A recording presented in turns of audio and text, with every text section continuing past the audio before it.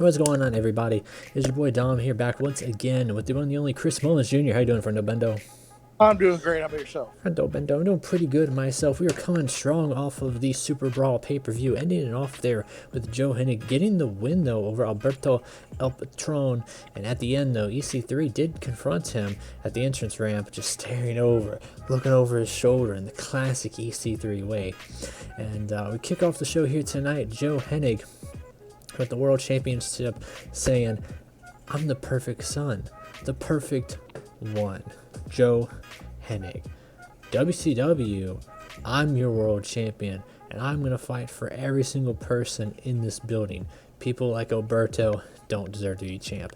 People like FTR don't deserve to be champ. And out comes FTR, and they're like, wait a minute.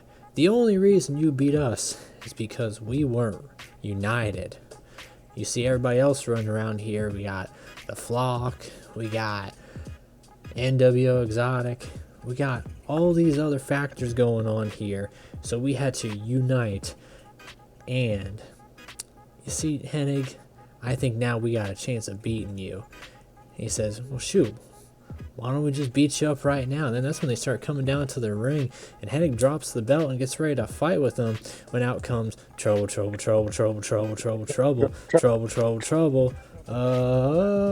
they turn around, they're both looking both ways, and they're like, hold up.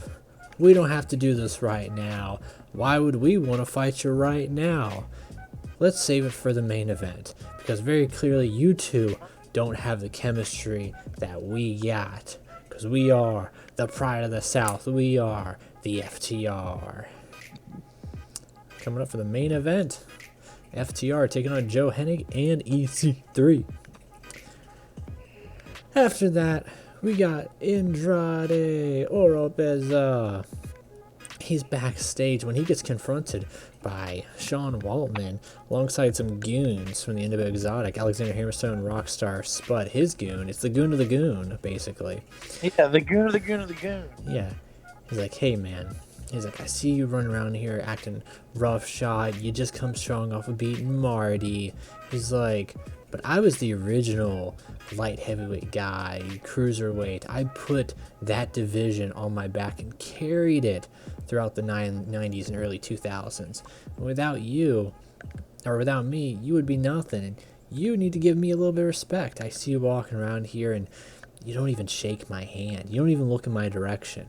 Maybe that's out of fear. Maybe I'm wrong. And then Andrade cuts him off. He's like, no, I'm not afraid of you, friend. He's like, compadre, you're a joke. You're a joke as this small man right next to you. And Spud starts getting angry, starts getting red, you know. He's like, oh, take it down a peg, all right? Hammerstone starts having to hold him back. Yeah. He's like, not today. He's not worth it, you know. And Johnny's like, well, Mr. Waltman, why don't we settle it out there like men until in the ring? And he's like, you know what, you're on. He's like, oh, by the way, don't bring the goon and the boy with you. So after that, pretty great match, actually. Pretty damn good match. Andrade here, able to defeat Shawn Waltman, tapping him out to the figure 4 leg lock. Gotta love it. Pressed on that one. After that, Austin Aries also seen backstage. I didn't realize both these are so close to each other and they're backstage. But Austin Aries is backstage and he comes across Orange Cassidy and he's like, hold up. Are those my glasses? Wait a minute. What are you doing with my glasses? And Orange Cassidy's just looking at him, or as we think. He's looking him up and down, and Aries is like, I can't believe this. You disrespect me by taking my signature glasses. Do you know who I am, Orange Cassidy? I'm the greatest man that ever lived. And I don't like your tone of not speaking to me. Why aren't you speaking to me? Orange Cassidy just keeps on looking at him. He's like, not impressed, dude, not impressed. Aries is like, you know what? And he goes to throw a fist at him. Orange Cassidy ducks to the side, and then it goes into a brawl between the two right there. And Orange Cassidy able to get the best of it. I do not believe Orange Cassidy did a super kick. You know, the only super kick he does is that little shin kick. Yeah, shin kick. Maybe he was tuning up the band, and then, he got him with the knee instead of, like, the actual, Aries was down on one knee, and he just got hit by the shin or something, so. After that match, though, Orange Cassidy gets taken out by Al Jones and Vincent. They're beating the holy crap out of him. He's like, man, he ruined the opportunity for us, He's like, yeah, Uncle. He's like, you're right. So I'm excited to see how David Arquette's going to respond to that one. After that, Great Muta here announces that even after his loss with Tino Sabatelli, that he's sticking around with WCW, but he is the Great Muta now. He is back. He is ferocious, ready to fight alongside the Bushido Warriors, and they will be the Muta Scale. They have their first match here tonight, actually against the Colognes, and they're able to get the win off here with Great Muta tapping out Carly Colon with the Muta lock. Loving it. After that, what's going on with our boy Tino Sabatelli, Chris? Well, Tino, as you had just previously stated, coming off his win against Kaji Muto, they're gloating about it. They're saying this is the true reflection of perfection. This is the franchise of all franchises. He is the standard bearer in WCW, and he will be continuing to show why the future is bright. I love it. After that, Alberto's in the ring. He's just causing a ruckus. I mean, he's ripping off turnbuckle pads. He's getting loud on the microphone. He's like kicking the side of the ropes. He's like shaking them. He's going into the crowd and taking fan signs and just ripping them. Yeah, he's acting like a fool. He's knocking over the announce table parts, the little tablets. He's throwing the steel steps across the ring. Eric Bischoff is like, stop it. Alberto, what's going on? He's like, you know what happened to me. I was robbed of my opportunity. And Eric says, no, you robbed yourself of the opportunity. And I'm tired because not just in this ring, but let's be honest, week after week, month after month, for years, you've been wasting opportunity, Alberto. And honestly, security, get him out of here. And Alberto starts getting chased by security and goes running out of the building. Loved it. Great segment, too. 91. Killing it. And then what's going on with the flock, Chris? The flock is sitting there. Raven's sitting on his throne. It's a dark, dingy room. Raven's gloating about the fact that it was a very good night at Super Brawl for the flock. Obviously, he has rid WCW of the pest that was Darby Allin. And the flock grew by one as you see the crazy Rosemary emerge from behind the throne. Almost in a lovingly way, look at Raven. As Raven says, the flock will continue to grow much like an infection, and it will infect the entire WCW roster. I love it. Then coming back from commercial break, Rosemary, all ready to fight and take on Deonna Purrazzo, gets the win by tapping her out to Spider's Twist. There's been a lot of tap outs here tonight, like shoot. After that, Tenille Dashwood, though, comes out. She's strutting. She's got her glasses on. Everybody got glasses in WCW. Got her title with her. She's got that title hanging over her shoulder, and she just calmly takes to the mic. She's like, Rosemary, you edgy bitch. And the crowd's going wild. They're like, what? Tenille says, Rosemary, all these people, they look at you in awe. They see what type of fantasy monster you are. And that's all you are. Not pretty, but an ugly monster. This is pretty gorgeous. This title solidifies that. I am the women's champion. And you, please don't cut that. Someone's going to cut me saying that. But Tenille says, I am the women's champion. And this is my division, so get out of my ring.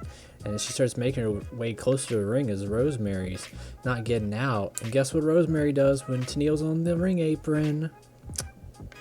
You've heard of green mist before. She got a mouthful of black mist, though. Oh, shoot. Black mist. Yeah, because she's with Raven, so it's edgy. So Tenille runs off there trying to hold her eyes. So I'm excited for that one. I think that's gonna be gold. Gold between those two. After that, the Scott Norton Challenge of the Week.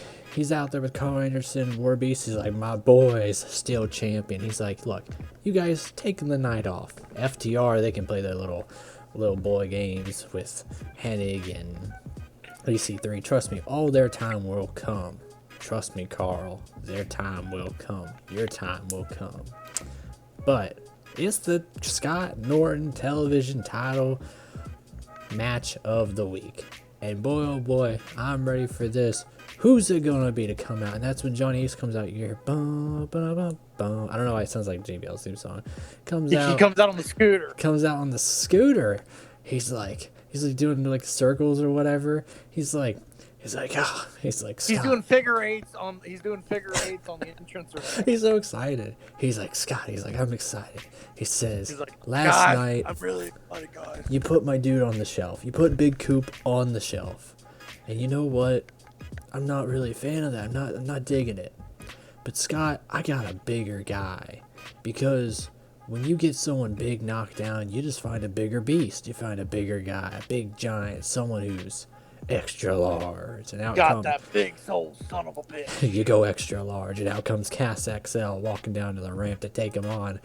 And the 5-minute challenge of the week turns into the 8-minute and 30-second challenge of the week when Cass XL beats Scott Norton with an East River crossing. Everybody is just in awe. It is like the Undertaker streak has just ended. Carl Anderson, who's still looking after Scott Norton, and Warbeast has already left. He's like, I can't stand for this. And he gets in the face of Cass XL, and Cass just shoves him off. And Carl tries to get back at him, but a big boot hits him. Cass XL standing tall with his television title, and him and Johnny Ace, they scoot off. They go into the sunset with that title now.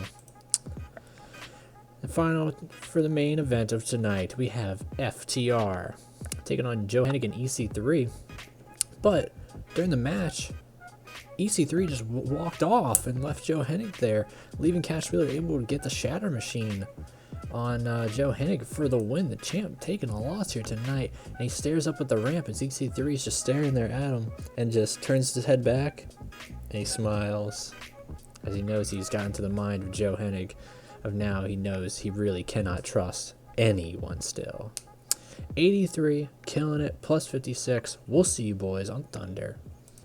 Alright, we're back. We're on Thunder, guys. Shoot, you guys don't know. Here we go. You guys really don't know how long it is between the first part of the episode, the second part of the episode, and everything in between. It's a good definitely bit. A production. Yeah, it takes, sure. But that's just a side thing for you guys to be like, I wonder how long it takes between these cuts. And we're not even revealing the whole curtain behind everything until, of course, the events, and then that's when we talk about some of the craziness going on with the signings right now. The Shining's crazy too. Jack Nicholson.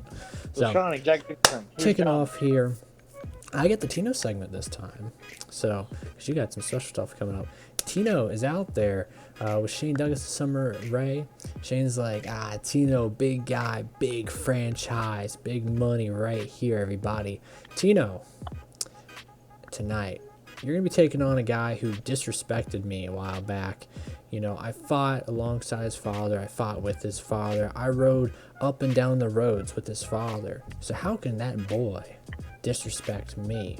You know, and then he's got 2 other boys that are looking up to him. They need to be looking up to you, Tino. You the man. And out comes Davey Boy Smith with the Billington boys right by his side. And he's like, I know you've been talking about me, Shane. He's like, I've heard it all the way from the locker room. Tino's not your guy. Tino's not a guy at all. He's just a kid. That's all he is, and you're getting inside his head. Tino, you don't want to be like Shane Douglas at all.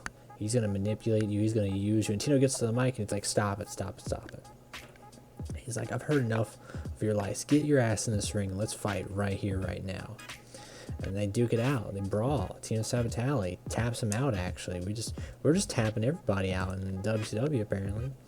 What's going on with Grimmeth Marks and Buff and Kylie? Okay, so here you got, obviously, you got Simon Grimm, who's been trying his hardest to rekindle this bromance with his former tag partner, Matt Marquis. He he is sitting there looking off in the distance as Grimm's just talking to him, saying, "Brother, we had so much fun going up and down the roads together. We had so many great moments," and you can see Matt Marquis completely not paying attention, but he has a very stern look on his face as the camera pans over and it sees Buff Bagwell cornering Kylie Ray and putting his hands on her waist as she looks very uncomfortable. Matt Marquis takes a whistle and blows it, alerting the whole locker room. Matt Marquis stomps over to Buff Bagwell and says, "You, sir, are a problem, and I do not like problems. This is totally against the rules. You are breaking the rules, and I will not have any of it." And as that happens, Buff Bagwell goes to hit Matt Marquis, but Matt Marquis moves out of the way, and he ends up hitting Simon Grimm instead. Oh my gosh. He'd take a hit for him. That's loyalty. And scene. Oh man.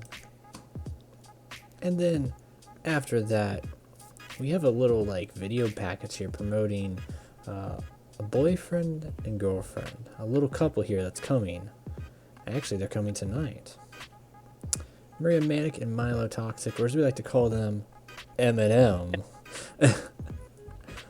The two edgy ones here. Maria actually debuting tonight, taking on Gazelle Shaw, tapping her out with a chokehold. Another match. Let me guess, the main event's going to be a thing also. Dude.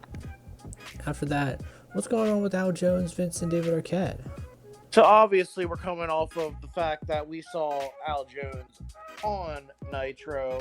He attacked Orange Cassidy after the match. They've been having a thing going back and forth.